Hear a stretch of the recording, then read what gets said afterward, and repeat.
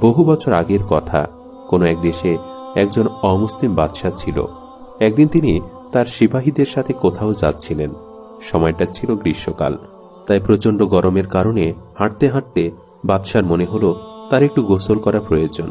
তাই বাদশাহ ও তার সিপাহীরা একটু সামনে এগুতে দেখল ছোট্ট একটি পুকুর রয়েছে। তখন বাদশাহ চিন্তা করল যে সে এখানে গোসল করবে। এরপর বাদশাহ যখন সেই পুকুরের সামনে গেল, তখন সেখানে গিয়ে দেখল যে অনেকগুলো মেয়ে সেই পুকুরের মধ্যে গোসল করছে।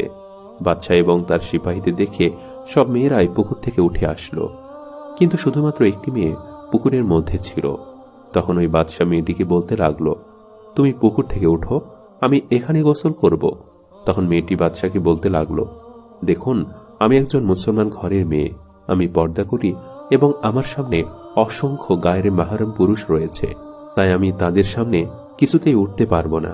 আর তাছাড়া এই স্থানটি তো মেয়েদের গোসলের জন্য, আপনার জন্য নয়। আপনি দয়া করে